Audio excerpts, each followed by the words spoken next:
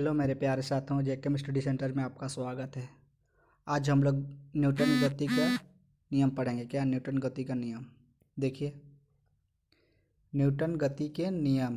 पहला, जड़त्व। यह किसी पदार्थ का वह गुण है जिसके कारण वह पदार्थ अपने अवस्था में परिवर्तन विरोध करता है, अर्थात स्थिर रहता है तो स्थिर रहना चाहता है, और यदि गति में यह गति में रहना चाहता है क्या कहलाता है? जड़त्व कहलाता है। जड़त्व कितना प्रकार? जड़त्व दो प्रकार का होता है, एक गतिज जड़त्व, एक विराम जड़त्व। गतिज जड़त्व के बारे में देखेंगे। पहले, जब वस्तु में गति होती है तो उसे गतिज जड़त्व कहते हैं। गतिज जड़त्व किसे कहते हैं? जब किसी भी वस्तु में गति का गुण पाया जाता है उसे गतिज जड़त्व कहते हैं। उसके बाद दूसरा देखिए, विराम जड़त्व। जब वस्तु में स्थिर में होती है उसे विराम जड़त्व कहते हैं। अगर कई वस्तु स्थिर होने लगती है उसे क्या कहते हैं? विराम जड़त्व। अब देखिए नेक्स्ट, जड़त्व वस्तु के द्रव्यमान तथा त्रिज्या पर निर्भर रहती है। जड़त्व वस्तु किस पर निर्भर करती है? द्रव्यमान और त्रिज्या पर निर्भर करती है। न्यूटन ने अपनी गति के नियम को अपनी किताब लिखी थी। किसका? प्रिंसिपिया का। ठीक। नेक्स्ट, न्यूटन की गति के नियम का प्रकाशन कब किया गया? 1687।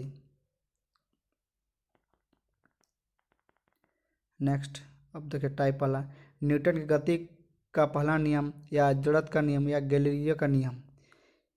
पहला देखिए, इस नियम के अनुसार अगर कोई वस्तु स्थिर हो तो स्थिर रहना चाहता है, और यदि गति हो तो गति में रहना चाहता है, लेकिन तब तक वह जब तक कोई बाह्य बल ना मिले।